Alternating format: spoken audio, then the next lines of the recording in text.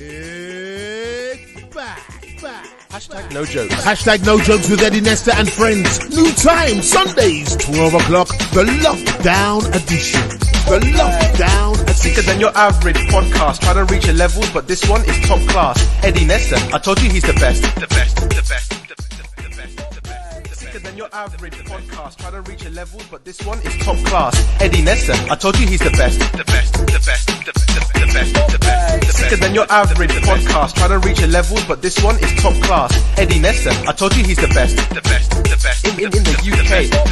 Sicker than your average podcast. Trying to reach your levels, but this one is top class. Eddie Nesta, I told you he's the best. The best.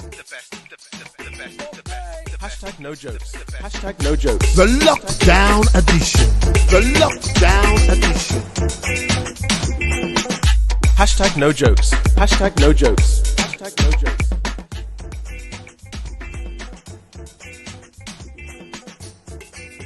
It's back. Hashtag no jokes. Hashtag no jokes with Eddie Nesta and friends. New time, Sundays, 12 o'clock. The lockdown edition. The lockdown edition. Sicker than your average podcast. Try to reach your levels, but this one is top class. Eddie Nesta, I told you he's the best. The best. Sicker than your average podcast. Try to reach your levels, but this one is top class. Eddie Nesta, I told you he's the best. The best. Sicker than your average podcast. Try to reach your levels, but this one is top class. Eddie Nesta, I told you he's the best. The best. In the UK. Sicker than your average podcast. Try to reach your levels, but this one is top class. Eddie Nesta, I told you he's the best. The best. Hashtag no jokes. Hashtag no jokes. The lockdown edition. The lockdown edition. Hashtag no jokes. Hashtag no jokes. Hashtag no jokes.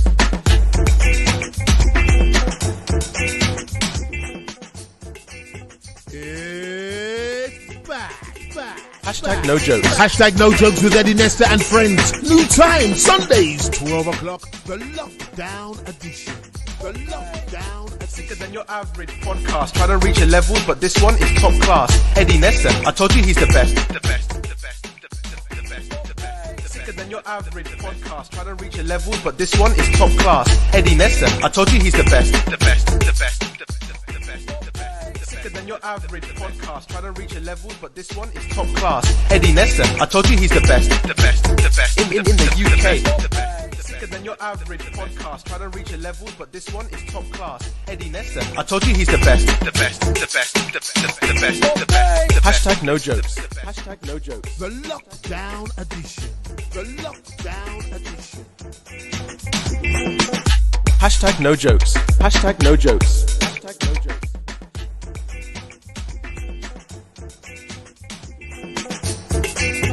It's back. Hashtag no jokes. Hashtag no jokes with Eddie Nesta and friends. New time, Sundays, 12 o'clock. The lockdown edition. The lockdown edition. Sicker than your average podcast. Try to reach your levels, but this one is top class. Eddie Nesta, I told you he's the best. The best. Sicker than your average podcast. Try to reach your levels, but this one is top class. Eddie Nesta, I told you he's the best. The best. Sicker than your average podcast. Try to reach your levels, but this one is top class. Eddie Nesta, I told you he's the best. The best. In the UK. Sicker than your average podcast. Try to reach your levels, but this one is top class. Eddie Nesta, I told you he's the best. The best. Hashtag no jokes. Hashtag no jokes. The lockdown edition. The lockdown edition. Hashtag no jokes. Hashtag no jokes. Hashtag no jokes.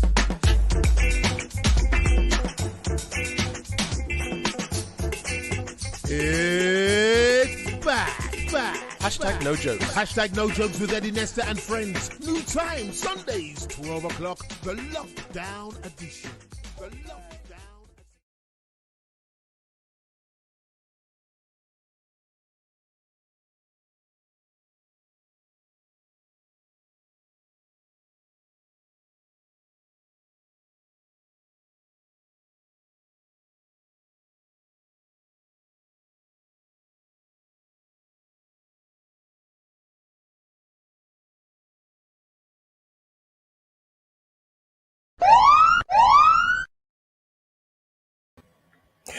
Greetings. Welcome to hashtag No Joke.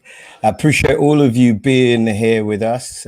We came up with this idea of doing something through lockdown to try and tell a story with a slightly different narrative, to just talk about how people were feeling, to try and be as honest and clear as we possibly can be. We've been through a lot of emotions actually through this.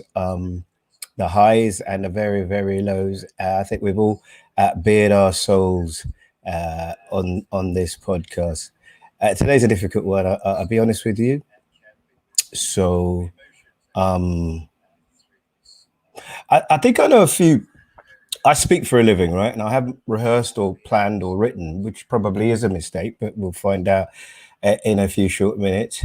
I knew a few great orators in my lifetime. I spoke to one of them at the beginning of this week, Mr. Mendy, Ambrose Mendy. His sister died, and I spoke to him about her.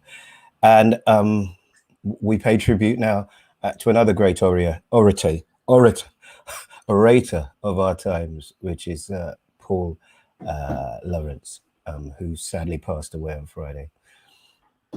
I went on air on Friday after I got the call from Valley, and I tried to phone him. That's how dark it went. I tried to phone him, and I went on air after I found out I had cancer, and I found that more difficult. I was crying in a room at the BBC with a guy called John Simmet, whose birthday is today. Happy birthday, John. He was the guy who phoned me on a Friday when Felix passed away. So what we're going to do is, in true Badman style, we're going to attempt to do the show in the same way we would.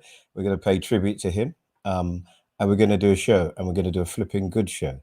But, you know, the pain is real. So just bear with me today, yeah? So what we decided we'd do is we'll take your tributes. We'll take your tributes through the show. I have guests who knew him, and we do that through the show. But as I say, we're going to do a good new show because that's kind of what we do, right?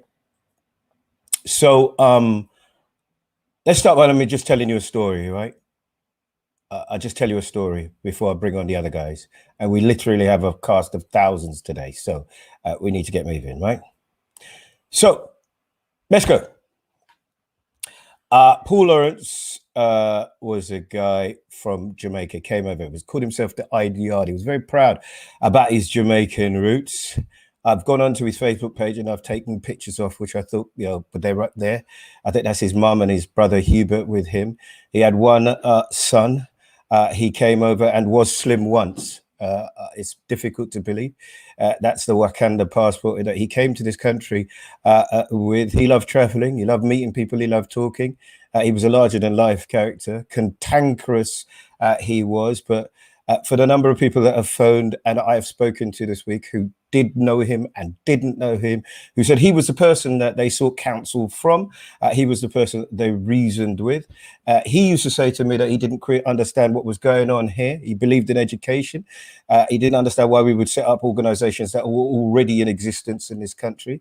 He didn't understand how we'd limit ourselves, that we didn't have a kind of can-do attitude in this country. It was like we were beaten down. He liked to eat, as you can see there. I got to tell you, he wrote a book about his son. He was very proud of the fact that he had brought up his son. I know that he'd said goodbye to his mother also recently also. I know that when I spoke to him, he listened to the podcast. And me and Donna were talking about him last week, and it was only that somebody reminded me almost every week. I say, when you're finished here, you can do it. That's Sherry Ann, who will have her tribute to him. I'll be speaking on her platform at 2:00 today. Layla, who's on the show today, head honcho at Urban Synergy. There was a proud black man, not scared to tell you about the word black. He was an African, a black man from Jamaica, the Lighthearted. I cannot believe it. It's almost as like, is it right that somebody's doing so much work for the community, in the community? 100 Black Men he was a member of. They, like Urban Synergy, believe in mentoring people, lifting young people up from where they are, possibilities of being all they can be, to be great, to be positive, to be valuable members of their community. In order to do that, you probably needed a stake. He was an entrepreneur. He was a businessman. He was a challenger of ideas, of thoughts. And I'm going to miss him. I'm going to miss him really, really, really badly. You know, it's difficult.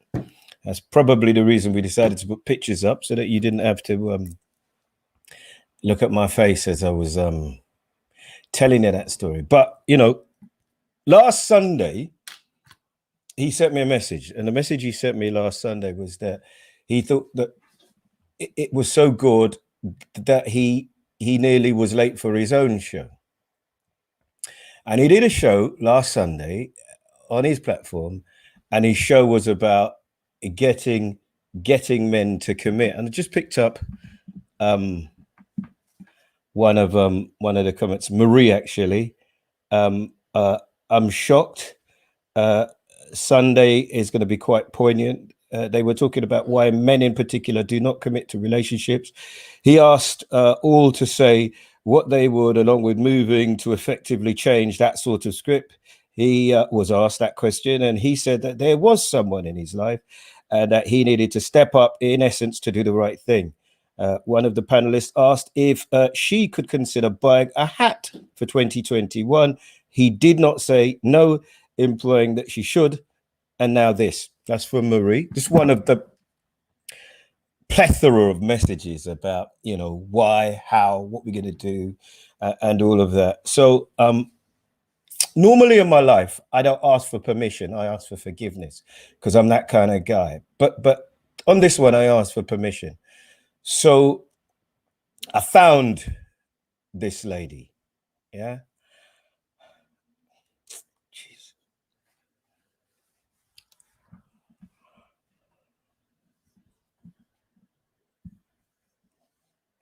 I found this lady because the last picture that Paul sent me last Sunday was this.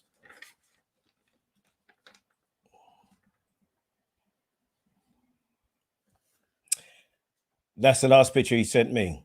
So, me being me, I asked him who was this person, why he had not brought her to me to be vetted, because the last woman I knew he was walking around with turned out to be crazy, and the only person who didn't know she was crazy was him. That's, I'm afraid, our sense of humor. I probably shouldn't put up any of the other pictures that we sent each other. That may not be the right thing to do right now. I phoned her this morning to ask her permission to give this tribute. She gave me the permission, otherwise we wouldn't be doing it. But then she sent me a message which she would like me to read out. So I am going to read a message from Paul's fiance. Paul Lawrence showed integrity from the moment we met. He warned me before our first date that he would not be meeting me at a bus stop or down the road, but would be picking me up from my home, because if I didn't trust him enough to pick me up from home, I should not be dating him. We were on the same page with that, and I found his straight talk actually quite refreshing. He proceeded to announce to the waitress staff that this was indeed our first date, and he would like to make a good impression. After our meal, he drove us to the Thames to watch the sunset and used that opportunity to tell me everything a woman needs to know about a man as she is about to enter into a relationship, warts and all. Clear about his feelings, clear about the future, clear about what he could do and what we would like us to do to ensure we were on the same page. What's not to love, eh? He was honest, loyal, romantic, hardworking, a great listener, purposeful, visionary, and his words always matched his actions in the relationship. It was clear from very early on that this queen had found her king. We had so many plans for our community. He had proposed and we had chosen the ring, but in pure Paul Lawrence style, he wanted to do it right. We were due to get married on August 2021. I feel absolutely distraught, robbed of the love of my life. We spoke every day since our first date. If we were not together, who is going to tell me good morning, sweetie? Now my heart is heavy.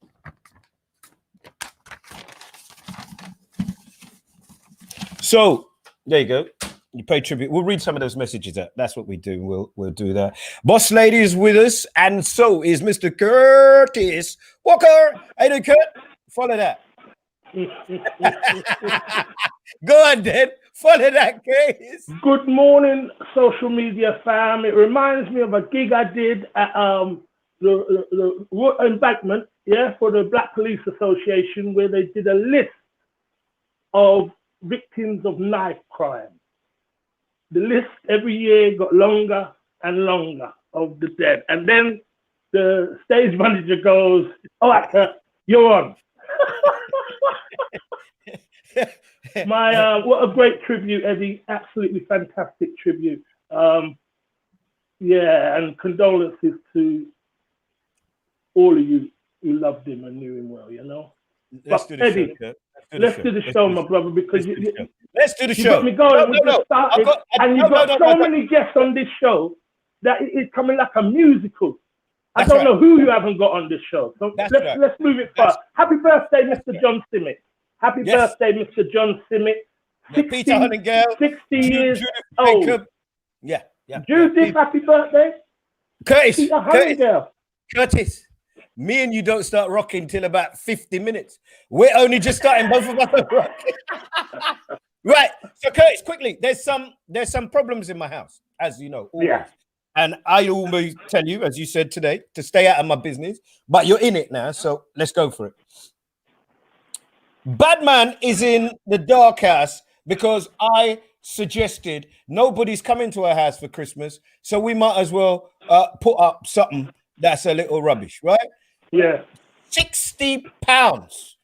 £60 for the tree. £60. Do you have Christmas decoration, Christmas tree? Badman don't bother with no Christmas decoration. You know that, yeah? Badman don't bother with them things there. Them things there is for the weak. You understand? Right. You have to stand firm sometimes. I don't study no pagan festival. That's right. So my mum's there and my sister, so we paid £80. This is the one I wanted to put up. This is the Christmas tree I wanted, Curtis. That's a bit over. That's a bit much.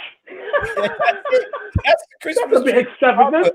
I know, but you know, apparently happy wife, happy life. Jeez. Where's the one you ended up with? What's the height? 7 foot. 7 foot. The star touches the ceiling. It couldn't even. Is that why you don't like Christmas trees, Eddie? Because they're taller than you. Okay, let's bring on one of our special guests, ladies and gentlemen. Let me start. I like the way you wanted to get one. You could actually put the star on this time, Eddie. Is that why you went with the first one? So you could put the star on the top. Oh, shut up and leave me alone. Ask one of the kids to put the star on the tree for you. This lady is you think Curtis is bad. She's a troublemaker. She's an agitator. She's a dance specialist. She's a comedian. She's a vocalist, and she tells poems, really good poems, actually. She was nearly in my family, actually, very nearly in my family, but she was just too troublesome, so we had to tell her to go the other way. You know her, Curtis, I believe, and you know what kind of problems we're in for. Sheba, how are you? Good morning, good afternoon to you. Good morning. What a great intro. A troublemaker. That sounds good to my soul, Eddie. Yeah, you are a troublemaker. Now, I need you to move closer to Curtis. One side. Yes. There you go. There you go. Hello, so, good morning. Good afternoon, Sheba. Afternoon, Curtis. How are you? You all right? I'm very well, my sister. You are looking stunning this morning, as usual. Thank you, sir. Thank you. That's lovely to hear. It's great to have somebody like Donna who was in the group causing all kind of problem. So you can be on there now, and then people can write horrible things about you. Yes, well, you know, it comes to the territory. Absolutely, it does. Thank you very much. Let me invite another lady on, and this is our anniversary, actually. More or less a year ago, we were on something called Legacy Awards, and oh, she's not there? Okay, well, we'll try and get Lisa in, and we're going to go with us three for now. When we get Lisa, we'll go with it. She was on the Legacy Awards. She's a magistrate. She does a lot of work in the community. Right, let's go. Oh, what a beginning to a show. Anyway, come on. Let's do this. Right. Stay strong, brother. Stay strong. Yeah. So let me start with Millwall, right? Because that was the one. Yeah, no, that's the way it is, Sheebs. Yeah. That's the way it is. Mhm. We did 3 days on it on my show because Yeah. okay, let me try and start. So Millwall, for many people of color, known as singularly the most racist club. Whether that's true or not, I don't know, but that's how it's known to many black people over in South London. They're having this thing called Black Lives Matter at the minute. Some of you may or may not know. Players are taking a knee. Now, up until this week, they weren't allowing fans in. They decided to allow some fans in, and they booed. They booed and they booed. So instead of looking for the people who had booed or, I don't know, giving some kind of penalty to the club, they had a meeting with the FA and kick it out. I talked to Troy Townsend this week as well. And what they decided to do is not kneel, but hold hands. Sorry, I keep getting told if it worked for saying hold hands, loop arms, but I called it hold hands and then hold up a banner, i.e., they were no longer booing. What was interesting is that QPR, many of their players did kneel, and QPR is the team that Anton Ferdinand played for, about whom there was a documentary with John Terry. Sheba, you're new. God bless you, but Thank you're you. not new to this subject. How do you feel about it? Okay, Eddie, as I see it, this whole rate, it looks like that hooliganism is being rebranded. Okay, so I call them part-time racists. Half the time they're doing the urban thing, and in my opinion, urban means how well can you pretend you're black. So half the time they're doing urban, the rest of the time they're racist. Their inner racist is snoozing. But for me, racism is a big game, and it's a game of let's pretend there's nothing to mend. And there's 2 rules to this game. And these 2 rules only apply to black people. Don't take a stance and don't advance. As long as black people stick to those 2 rules, everything is cool. So taking a stance, they don't want to see us take a stance. You know, what you mean you're taking a knee? We've stopped throwing bananas. What's the problem? Yeah, okay. So don't take a stance. That's going to upset, that's going to wake the inner racist. Okay. The other thing is don't advance. You know, the whole Sainsbury's debacle, for me, wasn't just about race. It was about class. It was, so what we saw was a middle class black family. Now, if this family were in squalor, if the front door was lean up on the side, indicating that the bailiff just come and gone, nobody would complain. Oh, look at them. They're like, look how they live, and look, they're making gravy and they're singing and dancing, you know. So it's those 2 things. Don't advance and don't take a stance. That rubs racists up the wrong way. Okay, Sheba, let me just bring in Lisa before I come to you, because Lisa's new, and I'm really, really happy and proud to have her on board. Lisa, I had your whole bio here, but it was like 18 pages. And I told you and Sheba, you're going to write it, and I'm going to read 2 lines. So let me just tell you, a social worker by profession with a master's in criminology, recently appointed a magistrate. Her passion is to serve her community and to make a difference. In this group and on this panel, I would like us to take a moment to welcome you. Late, but welcome. It was our fault, apparently. Listen, welcome. So you're going to jump in because I normally talk to people. I was going to tell you, your brother put us together, and it's literally a year ago that we were doing the legacy ball. It is literally a year ago you and I were talking on a stage, and everybody in the audience disappeared because they wanted to see Anthony Joshua fight. And here we are again. Everybody yesterday watching Anthony Joshua fight. I'm going to come to you in a second, Lisa. Let me come back to you, Curtis. So much of what Sheba said there really touches a nerve. That know your place, take a stance thing. I've talked to right-wing conservative black people who I'm going to start inviting onto this.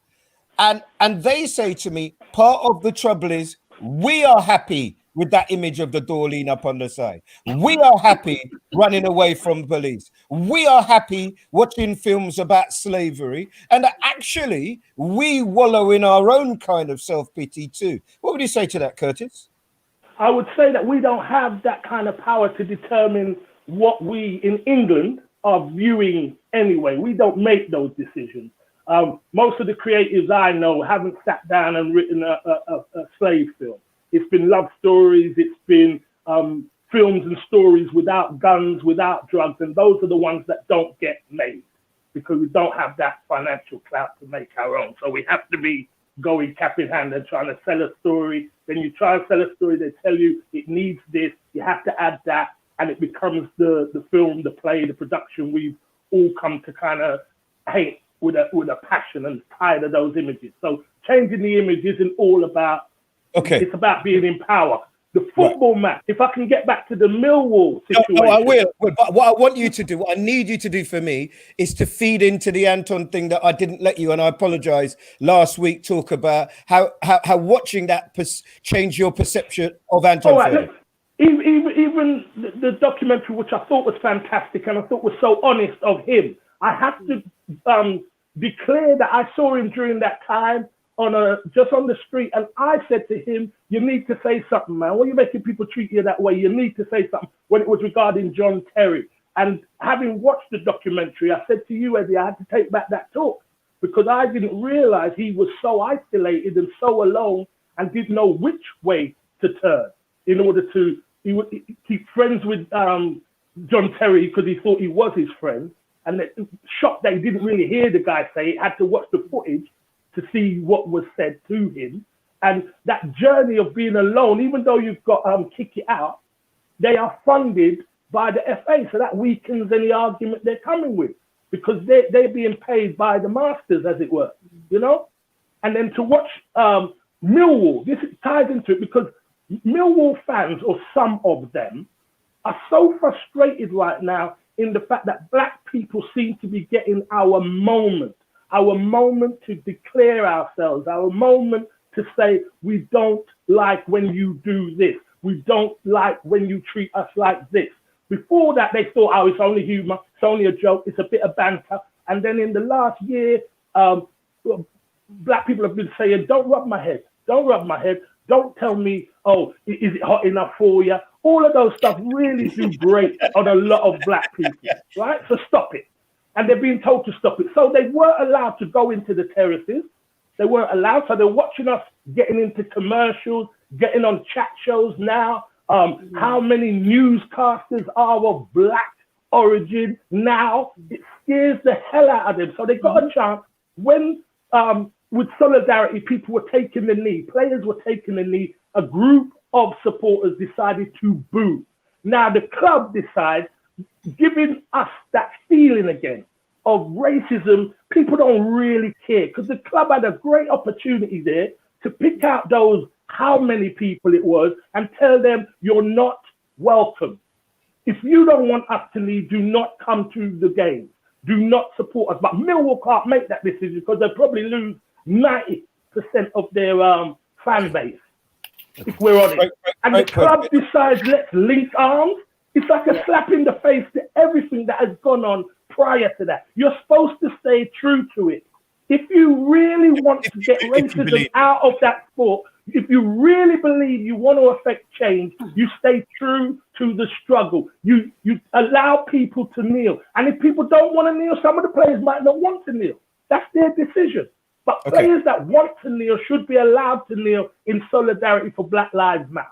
Let me bring you in, Lisa. And of course, as always on this, please get your comments in. Not only are they read by some of them by the boss lady, but they are read when people watch the program back. It's part of the show. If we were ever going to go anywhere else with this show, I would want to keep that part of it in. Lisa, let me ask you a different question then. What does BLM or Black Lives Matter mean to you? Okay, so personally, I've grown up in lovely Haringey, born and bred in Tottenham. The struggle of Black Lives Matter and the individuals who have bravely stood up during this period with George Floyd being murdered has been something that's really troubled me. I've not attended any marches or personally gone on pickets and marches, but I have felt very strongly that this is a cause that we all need to stand up for, and it's something that has affected us as people of color. I have read and watched a lot of the narrative that's been on social media around the world, but especially in this country. And I've got to admit, I was very uneducated to a lot of my history because it wasn't taught in schools in the 80s and 90s.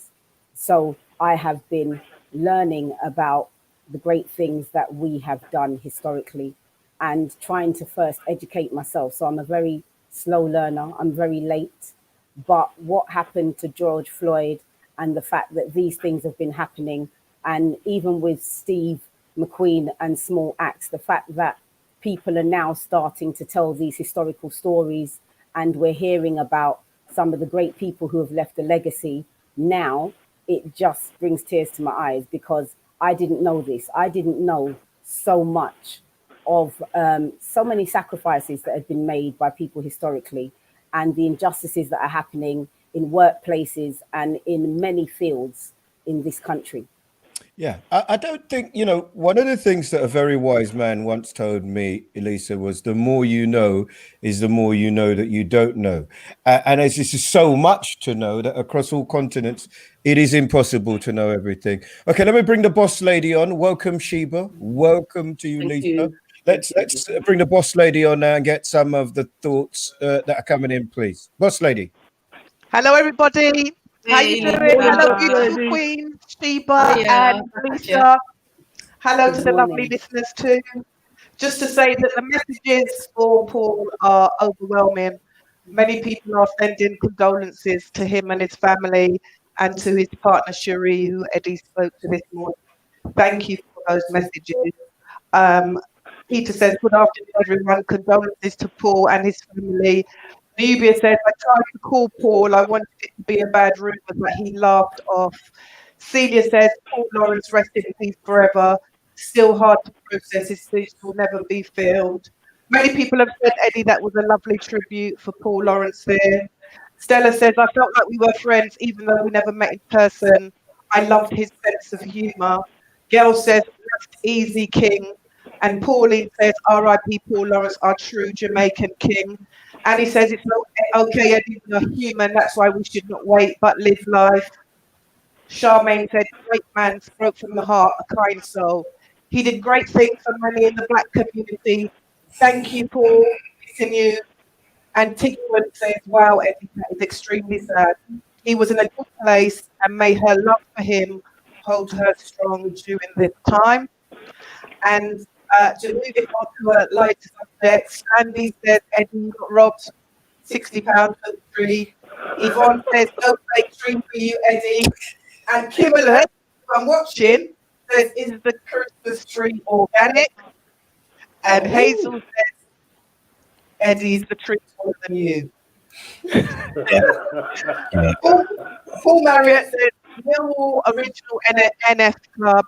Melanie says what a disgrace, they should get all people booed and ban them from the football grounds. And Yvonne White says try being near the Den or on a London Bridge train on match day, you'll know whether the supporters are racist. Thank you for your comments, keep them coming in, don't forget to like, hashtag and share. And just to bring up our sponsor, Little Bird, they're a company, a gold standard company helping individuals, charities and educational institutions achieve their full potential. Please give them a contact. This is their email at the bottom of the screen. Thank you very much. I'll see you later. Bye-bye. Yeah. Thank you very, very much. Is the tree organic, Eddie? Is the tree organic? Listen, you know that there's so many compromises you have to make when you're in a relationship. You know that because you're not in one anymore. So I went and bought a tree, and the plastic on the tree, it has a netting on the tree. So the guy says, oh, we said we want to look at that one and that one. Oh, we can't because we only cut the plastic off once because we're trying to save the planet. And I said, you're in the business of cutting down trees, and you're talking about saving the planet. It seems a contradiction. I said, well, leave the tree where it was, let it grow and let it live. Oh, but we plant new trees. Well, I said, if you left that tree, you wouldn't have to plant another tree. Take off the plastic off of that one and take off the plastic off of that one. I'm 100% with you, Curtis. It got dark. She then started to tell my children things about me, the boss lady. So we had to back off that. Really. And talking about sustainable and how we do things, as you know, the boss lady is involved with cooking. Sheba and Lisa, I don't know about your cooking skills. That would be something completely. All your cooking skills.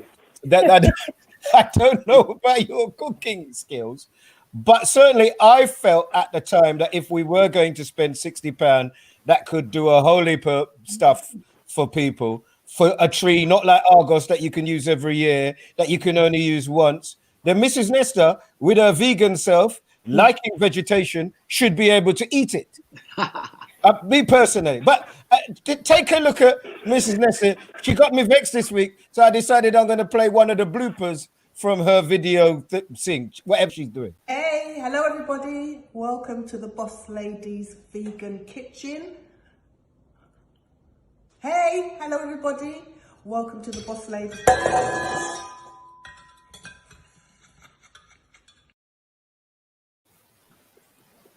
Oh, Eddie. Is that Lisa? Is that horrible of me? Very horrible. Yeah. Sheba, can you cook, Sheba? I'm okay.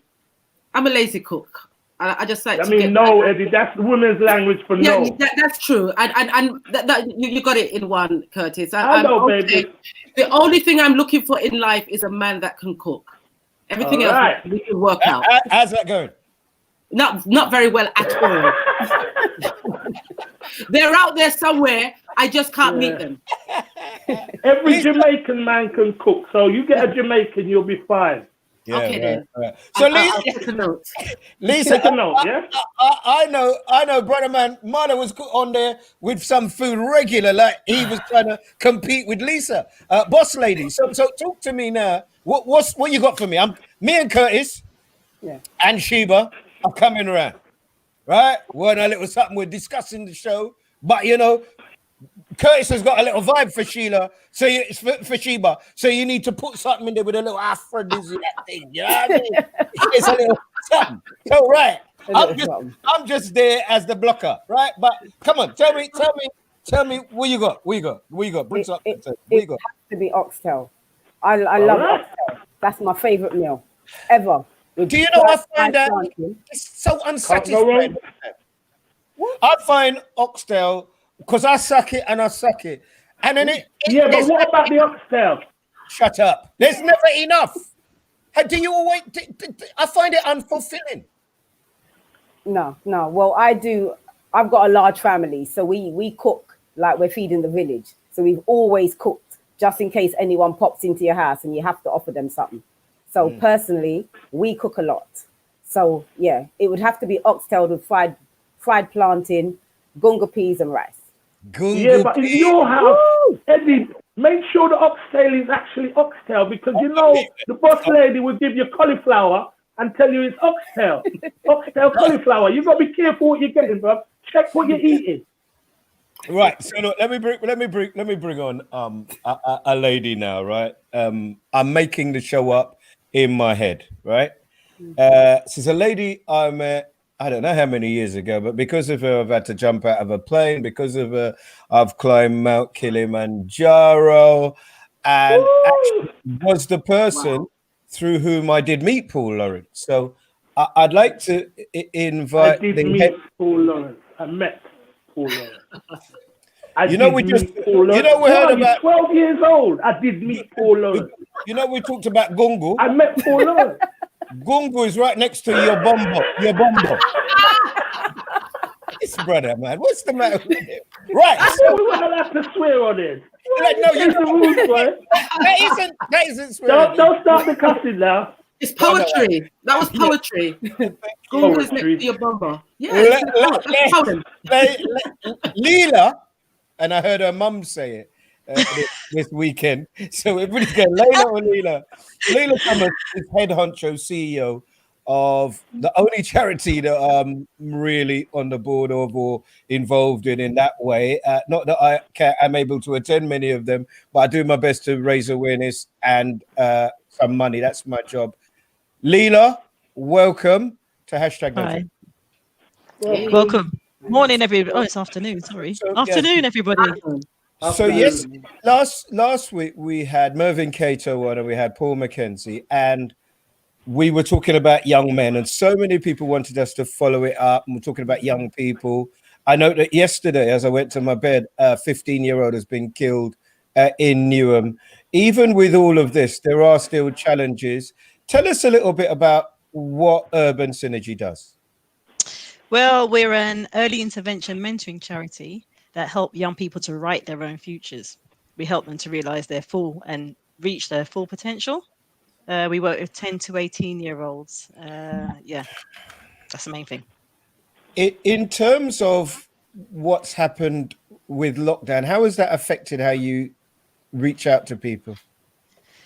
Gosh, it's been difficult. We found ourselves in a really vulnerable position. We thought we were going to have to close down because we couldn't fundraise how we used to. So Eddie, we couldn't get you to jump out the plane or, do those normal fundraising activities. And also our technology as well. How do we stay in touch with young people because we couldn't, reach them face to face. But fortunately, with our role models and mentors, we kind of all rallied around together to continue to fundraise to keep us alive and going. And also, fortunately, of our expertise in the charity, was able to pivot our technology to use tools to continue to actually connect mentors to young people via our IT platform. So we've created online e-mentoring programs. So we do e-mentoring and we're doing e-seminars and we're doing externship work experience opportunities. And that means we can still train the mentors online. We can DBS check the mentors online, with the digital signatures. I'm really thankful. We've got some amazing team, amazing role models that have kept us all going to access. But why is mentoring important? Oh my gosh, it's important because where we all work, the places where we all get to, when you get to your destination, we all know the things that have helped us when we look back, how we got there.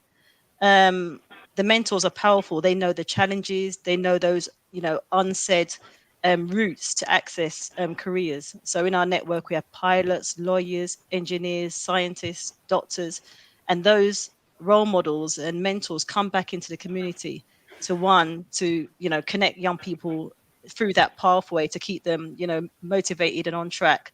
And a lot of the things they aren't taught in school, you see. So that's what our mentors do. We give them the information to young people.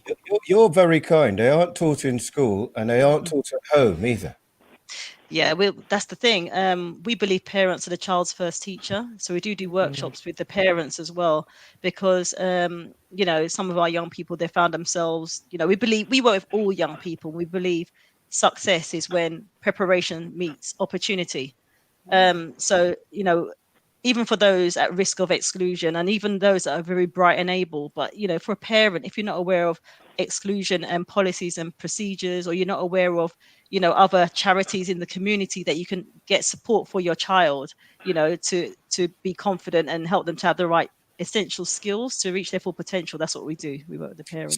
So I mean, it's slightly changed actually from when I got involved, because when you sold the dream to me, it was primarily boys at the crossroads, at a point at which people thought, unless there was an intervention, we might be in a difficult moment. It's broadened slightly, hasn't it? It's still the same in a way, but we reach it has broadened because we've got a bigger reach. So we're reaching 1,000 young people a year, and actually this year we reached 2,000 young people. People can't believe it until you actually hear it from the young people or see it. Go and look for yourself, because what we believe is, it's a change in labour market. So we believe in there's 4 things really: it's ability, helping to develop the skills of those young people in a changing labour market. Okay, so the role models do that. Raising their aspirations, building their self-confidence is important, because if you haven't got the confidence, it's hard for you to achieve anything. Awareness of opportunities, and also access. That's very important. So Urban Synergy is a network of industries or companies or of opportunities. And we match those opportunities to young people, and they're matching them to with their interests, which is powerful. So we believe all children have a talent, everyone has a talent, and that's what our mentors and role models do. We bring that talent out so they can write their own futures to reach their full potential and be those amazing young people, and not the negative stereotypes you see on all the time on the news. That's toxic. Yeah. Lila, can I just ask you, where do you get the first initial contact with the children, with the young people? How does that come about? Is it from school, or somebody, a parent approaches you? The good thing, we're a trusted charity now. We've been doing it for 15 years, you know. So the schools know us, which is amazing, you know. So they refer the young people. Parents actually trust us, so it's like word of mouth. And those are probably the main sources. Actually, young people are getting the word from other young people who benefited. So we've got young ambassadors. So we've got young ambassadors who, when we do our programs, it's co-created with them. We get their input to make sure we're doing the right thing and it's still relevant. And we've had young people join our program, turn up in a room because they've seen a change in that young boy in the school. Okay, that's what they say. Excellent. So they turn up like, yeah. We're here because we've seen a change in so and so. We're like, okay, that's good. I mean, obviously, you know, I love what you guys do. Along with Paul, I'd kind of made it an idea that we no longer, not saying that these bigger charities weren't doing great things, but the number one issue for me, which I'm going to talk to Lisa about in a little while, are the numbers of black kids with a lack of inspiration, a lack of stake in society, and who are falling victim to the street. Paul was also a champion of 100 Black Men, and we'll be talking to Olu a little later on. Leila, I want to ask you, how did you meet him? Because I am minded to point out that the last time I saw him properly was a school in South London where there were children who maybe had never worn suits before, who had never dressed up before. And you came and you phoned me and we talked to those young people, and I saw black, white, doctors, lawyers, solicitors. I saw every pilots, bankers. I saw all sorts of people sit down and do a kind of speed. What would we call it? Where you sat down and you talked to them about how to write a CV, what to do. It's a ready for work conference. Yeah. And then I talked to the teacher on my show after, and she said she saw people develop into young adults in the course of that day. It was a tremendously inspiring day. Talk to me about how Paul helped with you, what you do. Oh God, that's a difficult bit now. Right. So I heard Paul on a radio. Actually, I had an idea to help young people because I didn't like what I was hearing and seeing in the news, especially with regards to our black boys, you know, with the hoodies and just negative. We heard Paul, actually, it was one of my friends who heard Paul on the radio saying how he's a trainer and he can train mentors. So I contacted him and I said, I've got about 50 people that would like to do something positive in the community. He thought that I was asking for 50 mentors. But he said, but why would somebody ask for 50 mentors? So he opened back up the email and he goes, this person's saying she's got 50 mentors that want to do something in the community. So he contacted me back and he met me in Docklands. And he sat down and he said, it's such a great thing you're trying to do. Probably one of the best product or mentoring ideas that he's seen. He doesn't just want to support us. He actually wants to be part of what we're doing because he said, who knows, he might raise a future wife for his son, he said. And I thought, you know, it's a true community thing. Yeah, I get it. Nice. Yeah. So from there, Paul, he didn't just talk, you know, he was committed. You know, the amount of Saturday mornings, there's so many mentors and young people, he was there on time, you know, early Saturday, winter or evening, and in the evenings. When we did fundraisers, he came along, he put his money where his mouth was. You know, we do fundraiser auctions and he'll say, this is from Spanish Town, you know, how much, put down the table. We all invested into urban synergy. That's one of the things that we're passionate about, you know. How much of a loss will he be? He's massive. I'll tell you what, I mean, some of the things, I got a text from a young person. He said, rest in peace, rest in perfect peace, Mr. Paul Lawrence. Such a wonderful man that steered us all in the right way. And you know, I think that was one of the main things. You know, some of the words from other people is just he was funny. He yeah, there's just so many things that he said. He's forthright. He's authentic. I think one of the things I loved him for, and one of the things I think maybe I was looking for, which I felt, that he's a proud Jamaican. He brought many people. He took an application form when people applied to be a mentor into a human that was able to help our young people. And he brought people from all different backgrounds and introduced them to our culture and our heritage on many Saturday mornings, and yeah, we all loved him for that. So he'll be missed, but his legacy lives on for sure. I'll miss him. Yeah, I was the little one that would be behind him laughing in the sessions, but yeah, he could energize the entire room. Yeah, his legacy will definitely live on. Let's bring on a young person that you've helped quickly. Ava, how are you? We got Ava there? No? Okay. Well, look, just give me, if you can, Leela, Yeah. a way that people, if they're listening, watching right now, can check out what you do, can back up and spread the word. Where can they go to? Well, if you go to urbansynergy.com, and then you can get involved there. There's many different ways you can get involved. Make us, if you work somewhere, bring your company in to bring opportunities. I think that's what our young people need.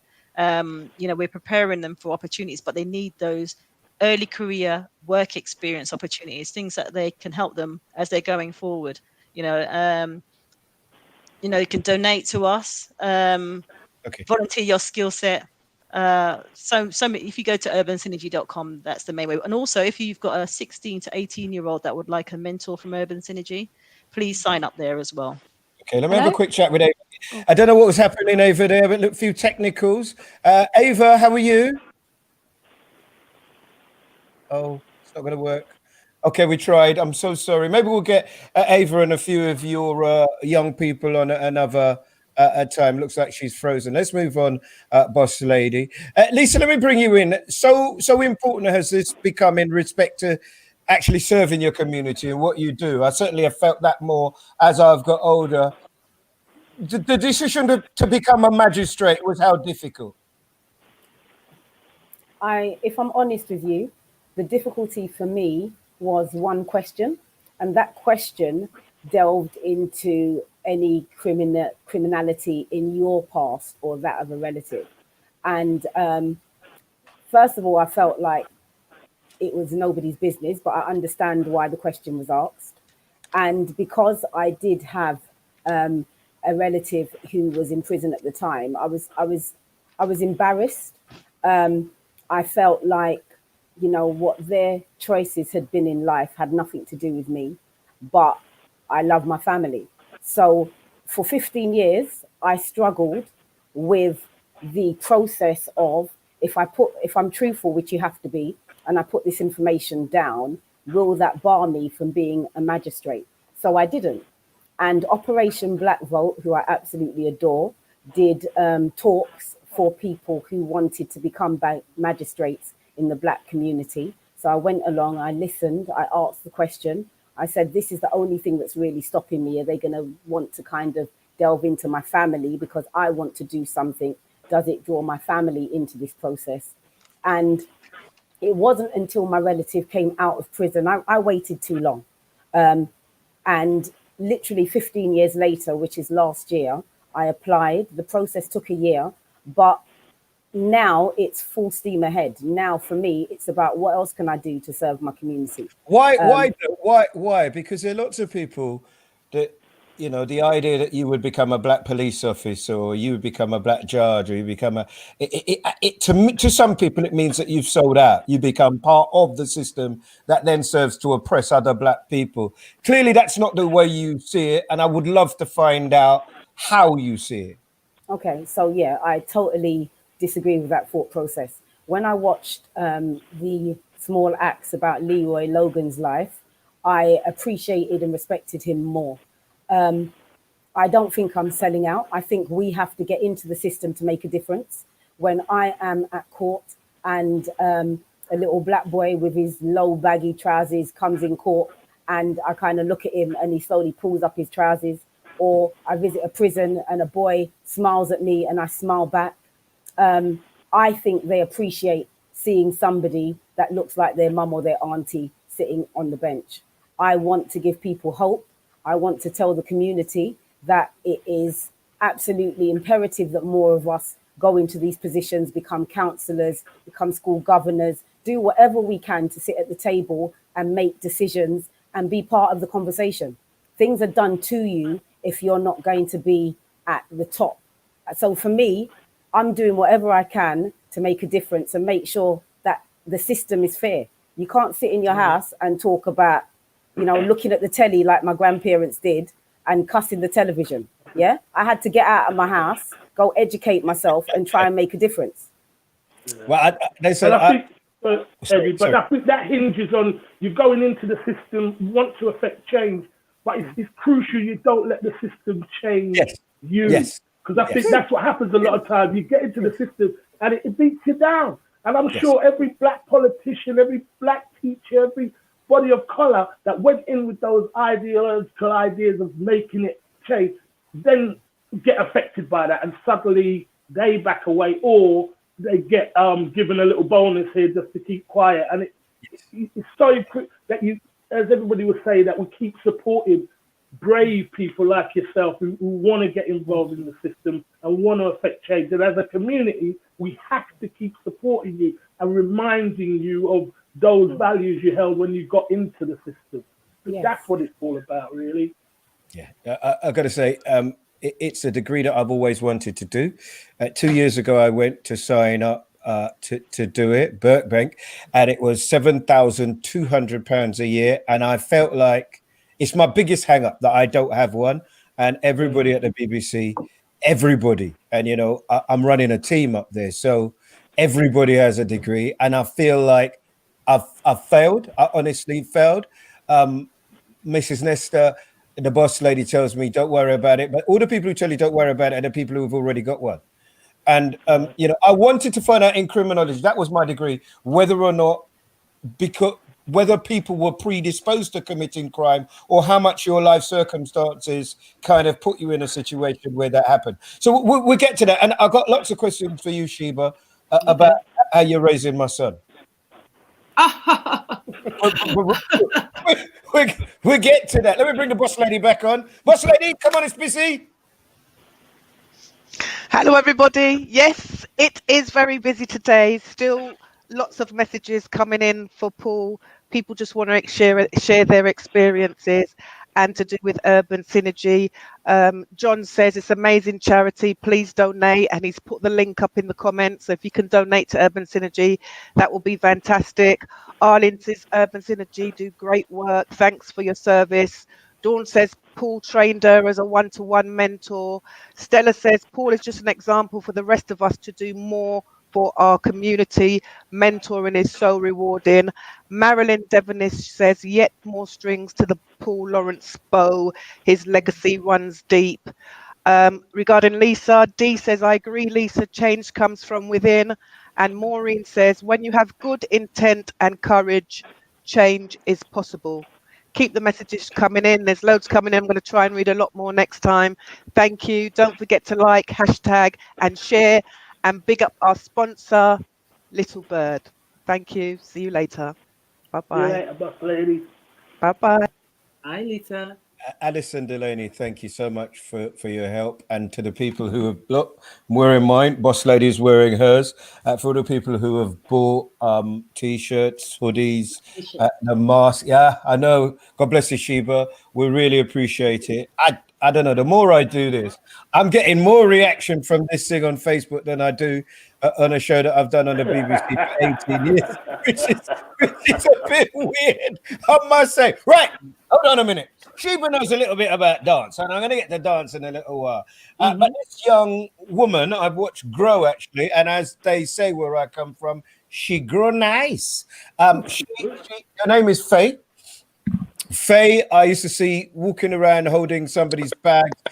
She did something called Kazyabumba. That's the dance, I think, Kazyabumba. And then she decided to do it, and she's done it. And I love watching her. I love seeing the way that she's grown. Faye Edwards, welcome to hashtag No Joke. Hello, Eddie. Hello, everyone. Hi. Hello. Hey. This is Edward. Thanks for the nice welcome, Eddie. Yeah, no. First. Oh, no. Honestly, me and your mum have worked hard on you. She's watching, so behave.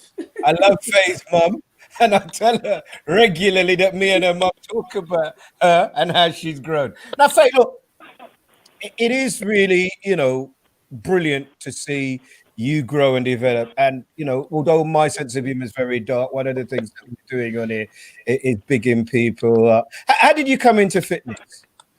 Because I've got something where you weren't fit. Yeah, I wasn't fit. I mean, it's been about 10 years now. Prior to fitness, I was in youth and community work. So a lot of these conversations are very close to my heart. But I got to a point where I wasn't feeling great, being, inactive and didn't have a great diet and what have you. So I took action, went to the gym, started getting into classes. Whilst in the classes, I got scouted to become an instructor, and it just went from there 10 years later. Yeah, but hold on. I mean, I've watched you with Fitz. I've watched you with Dave McQueen as kind of mentors and the like, and I've watched you grow. Was there a point at which you thought, I can do this? That wasn't my intention at first. I was just really passionate about getting into fitness, and like you say, Dave and Fitz were my mentors. It was people installing confidence in me that made me realize, I can do this. If that makes sense. So I was surrounded by a lot of inspirational people who gave me a lot of encouragement, and my passion just grew and grew and grew, and it went from there. And now you don't check for me, Fitz, or Dave anymore because you got really famous friends. Maydeen called you the other day and you didn't even answer the phone. Maydeen! She's another one of my mentors from Dave. Eddie, don't tell lies. Where there is harmony, I bring discord. Right. So, look, we got a lot of people who are trying to make it better. There are a lot of people who have got this thing called COVID weight. And through Christmas, COVID weight is going to be like carrying a small child around. God, they're going to eat the same way and whatever. Are they easy? Because you and me, Faye, are two of the youngest people involved and watching or even on this thing today. Everybody else is old. Keep telling yourself that, Eddie. Can you give us a couple of... Keep telling yourself that, Eddie. A couple of easy, quick things that particularly Sheba and Lisa and Curtis and Boss Lady can look at so that they can have fitness at our level? First of all, I think this whole COVID weight thing, it's important to not just focus on the aesthetics, focus on the benefits of keeping fit and active and being healthy. It makes you feel good, you're more energized, and I believe prevention is the best cure. You've got things like COVID, you want your immune system to be strong. So these are the things that encourage me to stay healthy and active.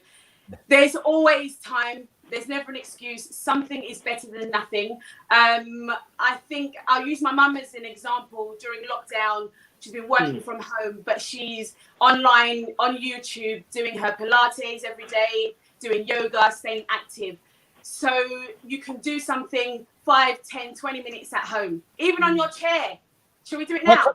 Let's do something. Give me something. Yeah, do something, Freddie. So let's do some tricep dips, for example. Say you're on a chair. Curtis. Hold on a minute. I've not got a good view. Take down the messages. I want to see Faye properly. Curtis, are you ready? Yes, darling. Ready? Yes. What's that in your hand? All right. So water. Get your water. Get ready to hydrate. Don't study me. Get on with the class. Why everybody got to bully me? Get on with the class. Are you going to do it with me? 8 dips. Look, working your triceps. That's it. It's hurt. Away from the ears. I'm doing it. Me and Curtis are doing it. Oh my God. So that's an example. Tricep dips. So while you're watching the telly, you can do that. Right. Okay, good. Even work your core. Look. Hands up, do a little twist. Core. Yes, Curtis. You got it? Yeah, babe, got it. I'm on it. You want? Yeah, I see you get back to it. I'm doing it. Should we try some push-ups? Yeah, please. Yeah, go on, baby. Look. Down. Are you with me, Curtis? No. Yeah. I'm here, man. Just get back to it, because I'm on it. Lisa said she can't do it like that. Can she do it on her knees? Oh, Sorry? Lisa said she can't do the full press up. Can she do it on her knees? No, she can't do it on her knees. No. She's doing it on the She's sofa, strong. Eddie. I've seen how hard she works. You can do it on your knees, though, Eddie. Yeah, I He's can. done it on his knees all his life.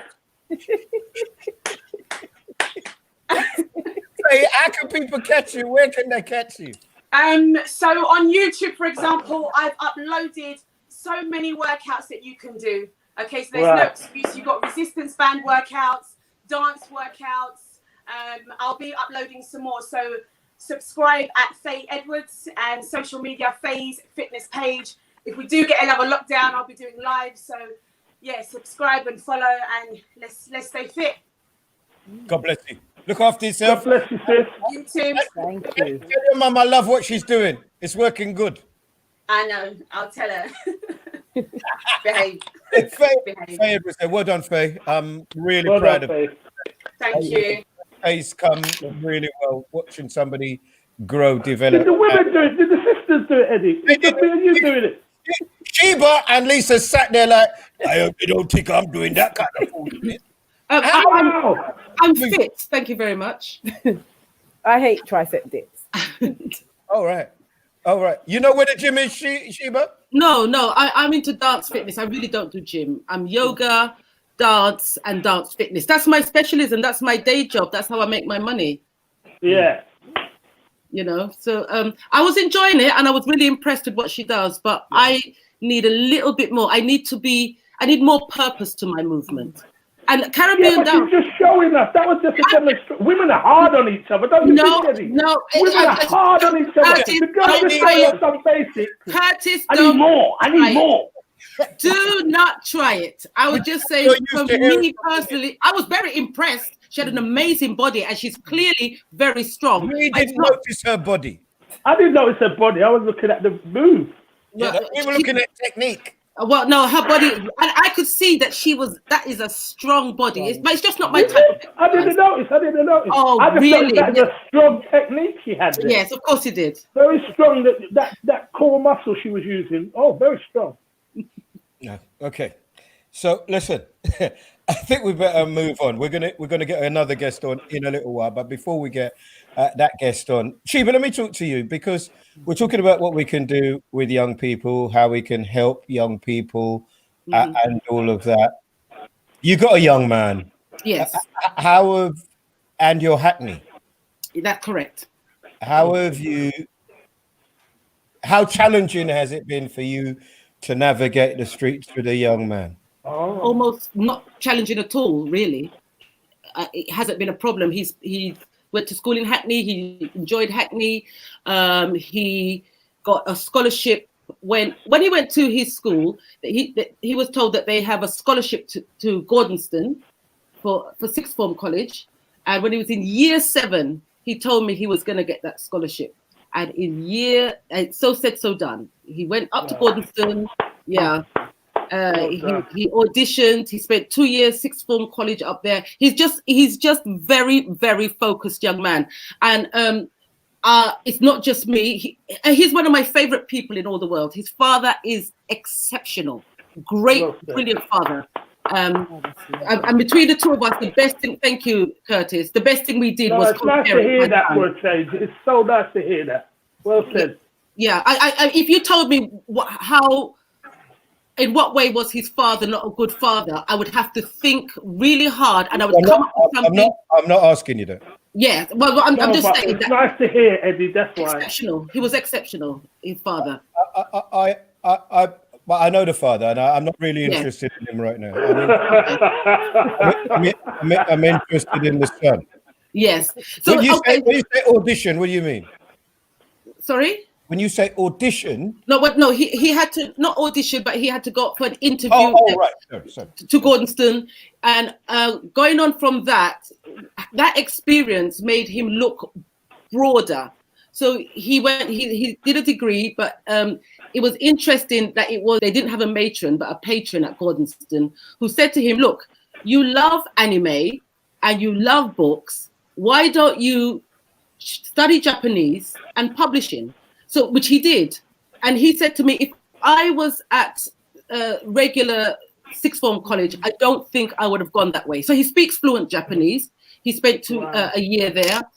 He's a publisher. He's going to publish my first poetry book. And he keeps telling me to get on with it because I won't put the book together. And he's just a wonderful young man. It's really, like I said, one of my favorite people in the world. He's very funny and he wants to go into stand-up comedy. My son is hilarious, you know, and he wants to start stand-up comedy. Unfortunately, due to COVID, he can't find a job, but he's hanging in there. He did go into a deep slump. You know, he got a little bit depressed, but he's accepting that it's not him, it's a sign of the times. It's got to be hard for a parent as well. It's so interesting that you talk about that, because clearly the backdrop today is of a guy called Paul Lawrenson. Paul was really like a guy, I used to think of him as a guy who went to private school as opposed to the rest of us who went to public school. In that any of my friends, and I've got a lot of them now who've sent their children to private school, say the one thing that you come from is an attitude of what you can do as opposed to that barrier of what you can't do. And that's quite an interesting thing. Let me bring Olu on now. Olu is from 100 Black Men, which Paul was a part of. Olu, thank you so much for talking to me today. Hi, Eddie. How you doing? I'm fine. Thank you. Thank you. Greetings. Hi, Olu. Hi. My deepest and most sincere commiserations to you and your organization for the loss. Tell me what Paul Lawrence meant to you. Oh, Paul was a titan. Paul was one of the founding members of 100 Black Men of London back in 2001. He was an incredible mentor. He was a great friend and an all-round just amazing guy, you know. And you know, we're all still in shock about his passing, but we're trying to live the truth that is the life of Paul and celebrate him and, you know, remember him the way he would want to be remembered. Tell me about 100 Black Men. When I first heard about 100 Black Men, I drove up to Birmingham and there was a young guy up there, and he was pushing it hard, and I think that we started to develop it down here. Tell me what 100 Black Men is and what it does.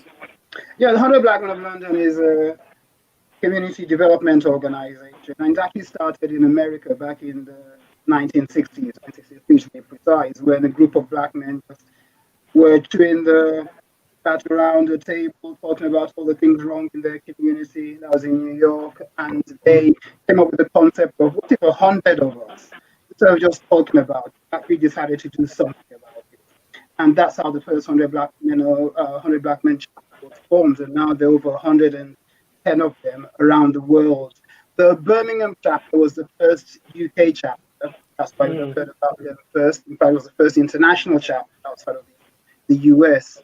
And a gentleman by the name of Ken Barnes was a part of the Birmingham chapter. He actually lived in London, so he set up 100 Black Men of London back in 2001. And Paul, myself, and a few others were part of the founding members of the organization then. Okay, might I ask you? We're having some trouble with your sound, so I just want you to quickly tell me what will his loss mean, and B, how might you try to remember him? I mean, his loss is absolutely incredible. It's a massive loss for us. There are things. I mean, he's occupied a space in the Black community that will be impossible to fill as far as we are concerned, and certainly within the organization. He was a massive inspiration to everyone. He was a really great fun guy as well, you know. But Paul was very, very clear that you can be serious and you can have fun. In fact, that's how we met, you know, having fun, but having a serious element to it as well. So we're looking to honor all that within the 100. He helped set up quite a few of our mentoring courses. He was a key part of our Parents in Partnership program, which is a parent support group within the 100. So we'll be honoring him accordingly. His family have been massive overwhelmed by all the support and all the goodwill that has come from the community at his passing. They are keen to recognize that, you know, there's Paul the family man and there's Paul the public figure.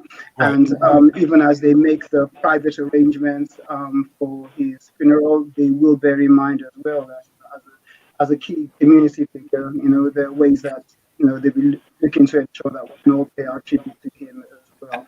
Next year there'll be opportunities for us to, hopefully post-COVID, you know, to pay proper tribute to him. The 100 will be 20 years old in April. There'll be opportunities there, and then later on in the year, to keep all that, to keep everyone posted on that. But for now, just everyone, just remember Paul as he would like to be remembered. You know, he was always on time. He was always fun. He was always focused, and he loved his people. He loved the Black community, and he would do anything within his power, you know, to ensure the upliftment of Black community and Black children especially. I appreciate very Well much. said, Ollie, well said. 100 Black Men of London. We can find out if people wanted to make a donation for Paul or wanted to recognise more about you. It's on the net. Is it 100 Black Men of London? Yes, 100 Black Men of London is on Facebook. Is on. We've got our website. Any search for it, you'll find us there. Oh, look, God bless you, and thank you for this. I appreciate your time, sir. Thank you very much. Thank you, Ollie. Well said, man. Well said. Thank you. Thank you very much. So it's one of them shows. Goodness, what's the time? Rock Spoon. Right. Okay. Right. Right. So look. We're moving down. Right. But first, let me bring on the boss lady quick. So, boss lady, what you got first? Hello. Hey. Hello again. It's a very busy show today, I must say. Many people still sending in their condolences to Paul. And they're loving the organisations that you've had on today. Marilyn says, I still can't believe we're talking about Paul in the past sense. Tense. Celia says, Sheba, what an amazing son you have. Please let us know about your dance classes. T. Smith says, only fitness that he does, talking about Faye, is from the kitchen, cooking his cow foot and peas. Claudia says Facebook classes were really helpful, especially during the first lockdown, but having the motivation to start and keep going is the hard part. And Jill Nichols says, I'm loving all of these organisations by Black people for the advancement of Black people. And Pauline Gale says, I still can't believe Paul has passed. Thank you for your messages. Keep them coming in. Don't forget to like, hashtag, and share. Thank you. Right. We're in the final leg here. I still haven't done Brexit, but they've extended it, so we'll get another chance to take it. The government haven't done Brexit, Eddie. Not just us. The government ain't done it either. So good point. Don't worry, you're not alone.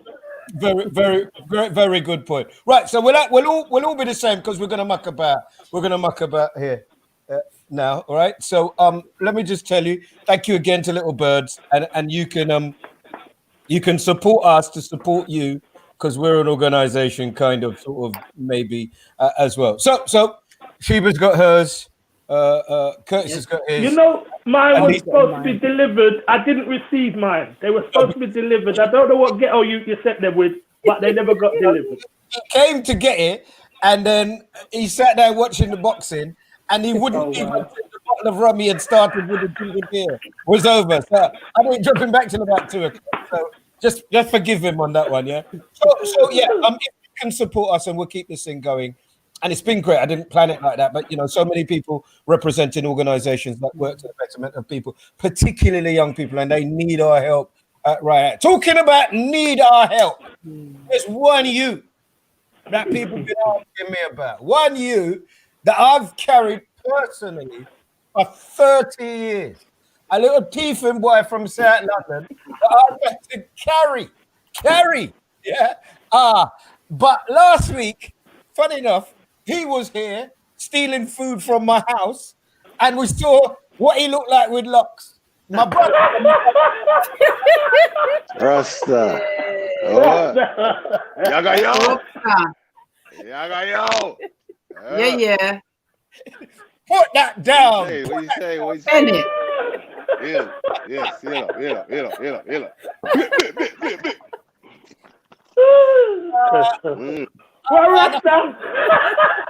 Yeah. I'm on Great hungry. performance, Robbie. Great performance. I know you must have been nervous after the way you see people deal with the Lovers Rock one, boy. You must have sit there and let your feet like, oh God, I hope they like this one, boy. I try to think. Nice, sir. They released you. Or you still in the jailhouse? No, I'm good. Robbie I'm good. Bouncer in Lovers Rock. And I said to him, it's the greatest role you never got in your life. Because you wouldn't be on the show right now. Listen.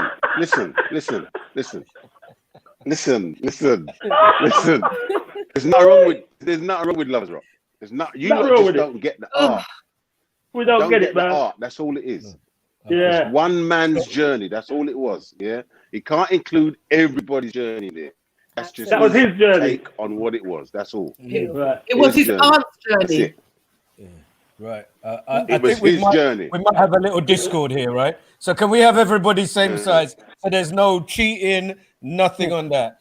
The reason why let him have the center stage, interview him from the middle. Let's see him. Hold on a minute. I want to see where the hair meets the forehead. I want to see where his hair meets his forehead. I had to cut. I noticed. The locks was getting. So you cut them down a little bit. I've cut them down. I'm gonna start again. Because I've got good hair. You're gonna take it down to bald and then start again. Yeah. Nice. No, I did because it will move. Yeah, I noticed. Shut your mouth. I see what you've done, brother. It look good. Can I have some order here now, please? And the tie head is what? Go. Is what? Right. Go. Some order. That's just part of me. Part of you. Sorry. All right. Take off the tie head and let the hair flow. No, the hair is fine. Everything is fine. It's nice, man. What's that of you? We should have an elastic band around. Don't hate, man. Don't hate. Can I get a little bit of order, please? Yes, go for it. Right. This is Robbie with the good hair. Just remember that. Yeah. Great performance, Robbie, on Sunday. Great performance. Thank you very much. Thank you very much, Kurt.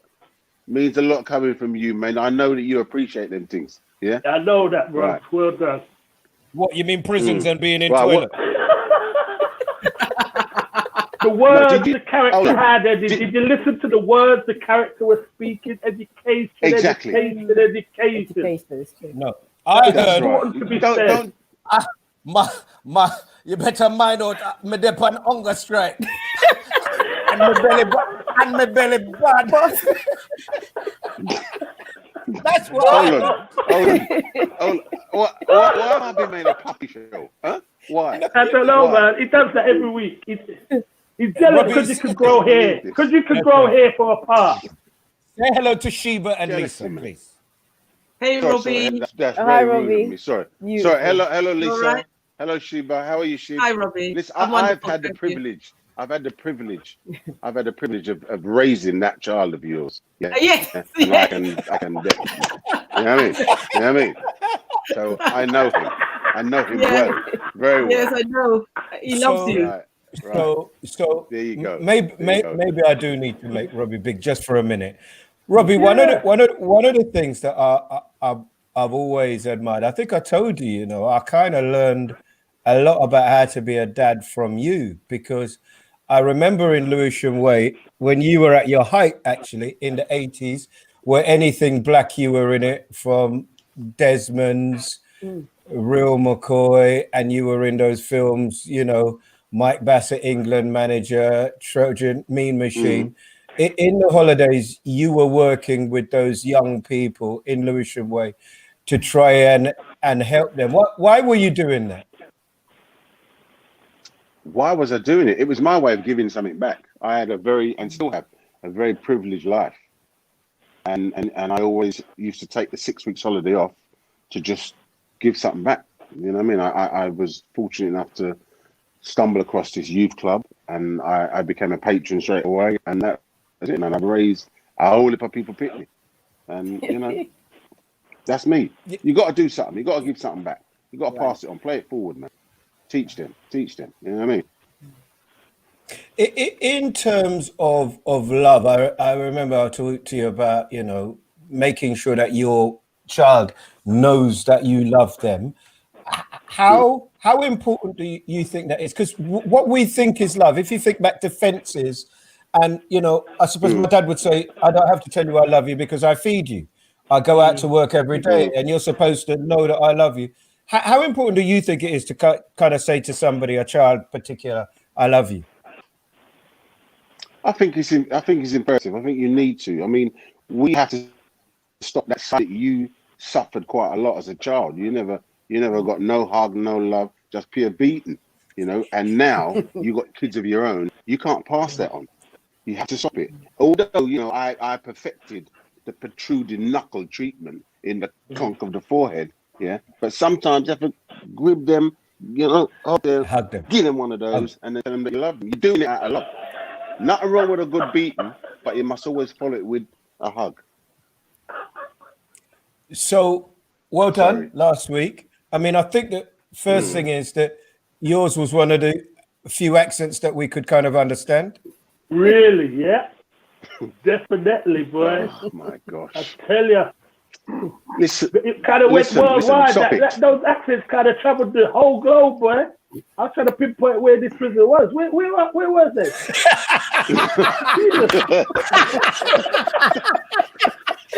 Oh my gosh! I tell you, you lot. Stop it. No, right. Let the lady speak. No. Yeah, I'm going to ask you a question. Please. Sheba, one of the subjects that you were adamant that we talked about today was Lovers Rock. And it's because Lovers Rock has been voted the best film of the year by the BFI. So of all the films that come out in the UK this year, stop it. Lovers Rock has been voted as the best. Why do you have a problem with that? Well, if you give me a small axe, I would like to chop up the film, first of all. It's been quite clear that the fact that it's won best film of the year, it confirms to me that this film was never made for a black viewer. And I can't help wondering if the working title was What White People Think We're Up To. I think that's what his working title was, What White People Think We're Up To, because it was a very voyeuristic take on what a blues, a house party is supposed to be. And it really, really was just the title. He can do experimental, he can do all of that, but don't call it Lovers Rock, because that's a very, very sacred time in many of our lives. It's an era when we made our own sound, when Black British youth came and, when we were squeezed, because you say, if you're squashed, if you're squeezed, what comes out of you? If you squeeze a lemon juice comes out. If you put pressure under us at that time in late 70s, the pressure that we were put under, we produced Lovers Rock, something so beautiful, not harsh, not aggressive.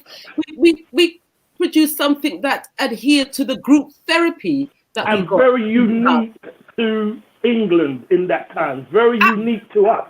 Absolutely, it was our sound, and there was two sounds from Black Britain that came out that time. There was Lovers Rock, and then Black British reggae, talking about our political situation, not the political situation elsewhere. So Lovers Rock is an era, as far as I'm concerned. It's not just a genre of music. It's an era. It was a youth culture. Let me bring it in. Don't You Want Me Baby was a big tune for me. Right. We'll talk about big tunes for you in a second. Lisa, did you see Lovers Rock? Don't you want me, baby? Let me be honest with you, Eddie. Don't you want me? I watched all of the small acts apart from Lovers Rock. And the reason why I didn't watch it was I got so caught up in the negative feedback from people on YouTube, Facebook, that like when you watch a movie or you want to watch a movie at the cinema and somebody gives it a bad review, and I don't usually get caught up. But because of work, when I heard the review, because I so adore Steve McQueen, I went with that narrative, which was wrong. So I am actually going to watch the film. I loved Robbie, and I loved what they did the other day. So that one was amazing. The other three were perfect. Yes. But that's the only one that I haven't seen. Right. So I can't give my views on this. But that genre for me, my uncle and his sound system, me growing up and running around in between people's legs in the dance. Yeah, that was very precious to me. So I didn't want to watch anything that might taint that memory. No, that's fair enough. Robbie, I mean, the point is, shouldn't people really be taking this as a body of work? I mean, we got caught up, and certainly we gave it a lot of time on here.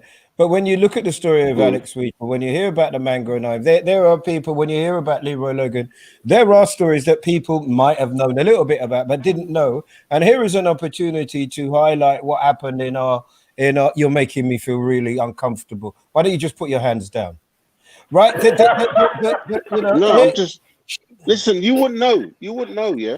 You wouldn't know about locksmiths and things like that. Don't worry. Should it not be wash it then? Should it not be a body of work that we look at, Rob? What's your thought? It's very difficult, right? You get 90 minutes to try and show something that has lasted and is still relevant today, has been going on for years. So it's difficult. You can't please all the people all the time.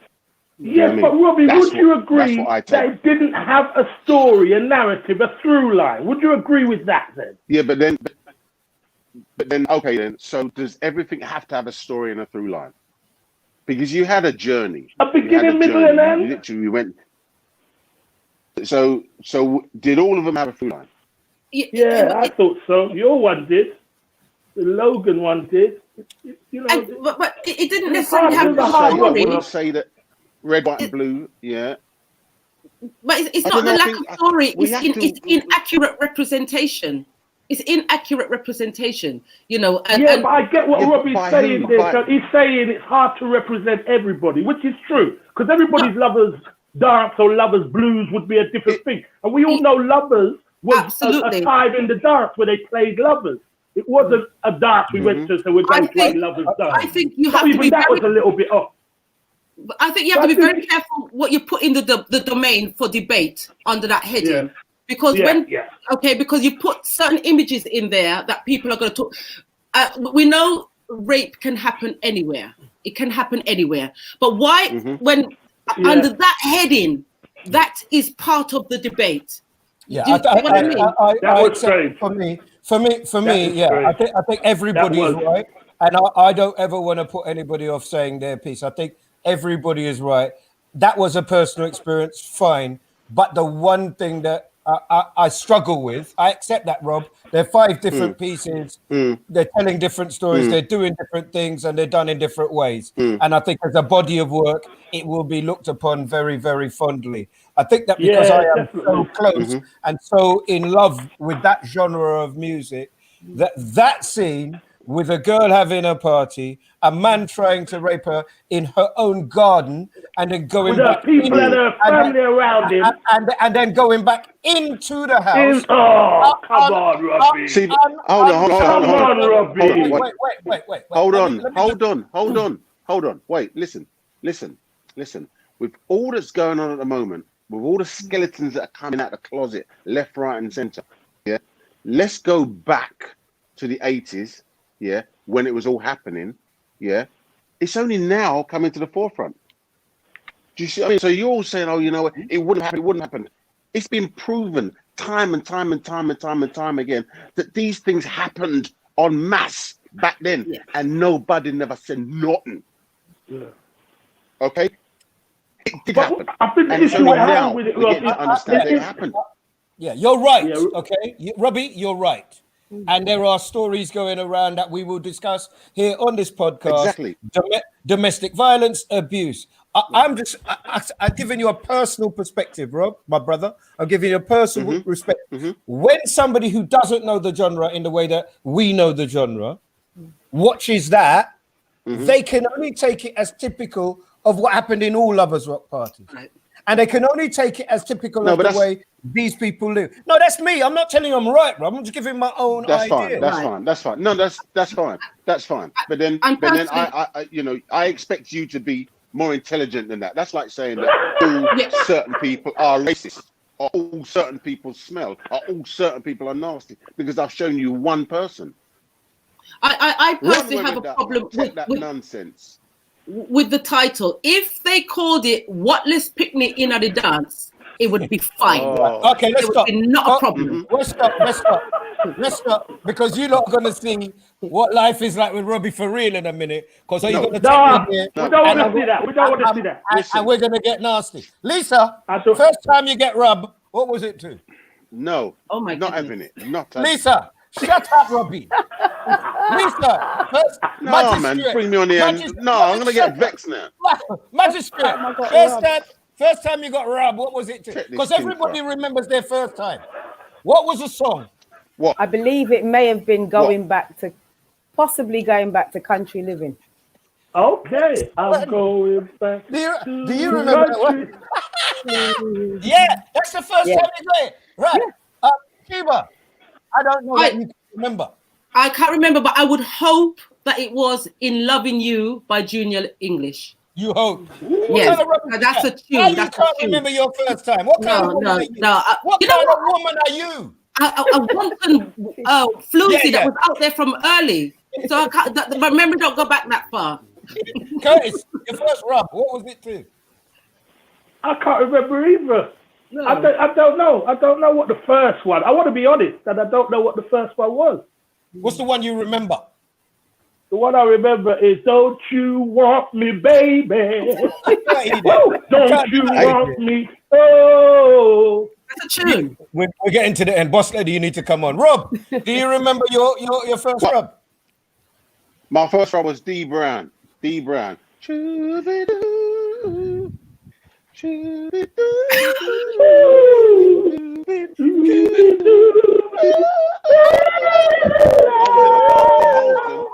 Have you ever?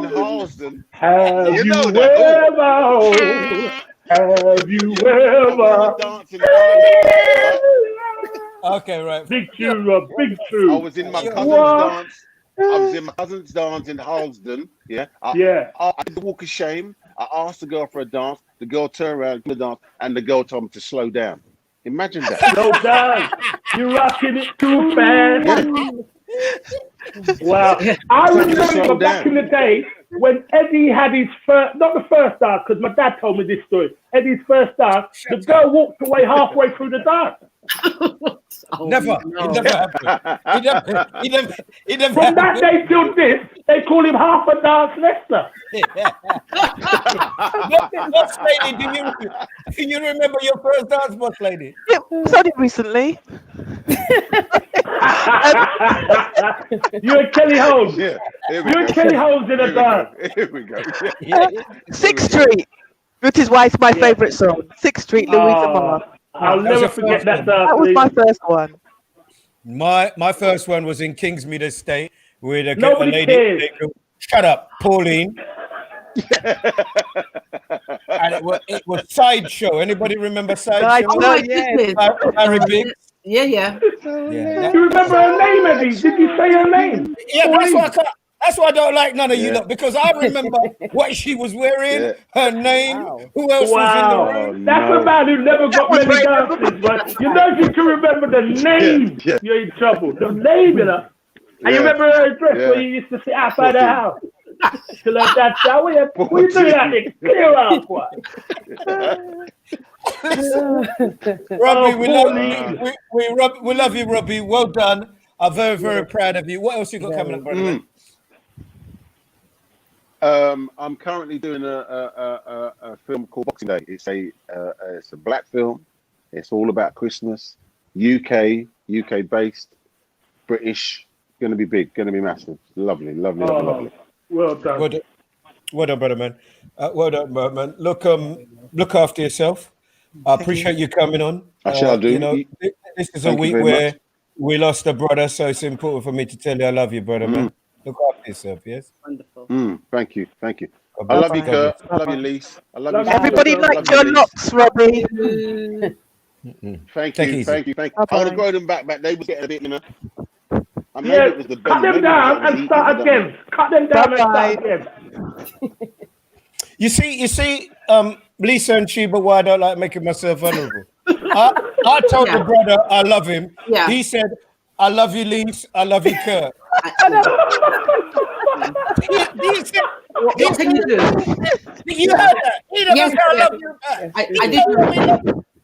That's how much he loves you. If he said it, that's how much. He can't even say it. He can't even say it. Exactly. He can't articulate it. It's torn up. Yeah. And I like the way you started it with, we've lost somebody special in our lives. I love you. That's why it's important to tell people you, and he still never said it. I admired that in a man. You played on every heartstring there, Eddie. It's like you're begging it a little bit. Yeah. Bad man should never beg it. We know that. Boss lady, what you got? Have you got messages before you go? Yeah, I've got just a few. Talking about small acts. Stella says, were the BFI watching the same thing as the rest of us? Nadine White says, Lovers Rock, people expected a documentary and not a drama. That's right. Tanya says, I've tried to watch Small Acts and I watched 4 episodes and Lovers Rock was the worst.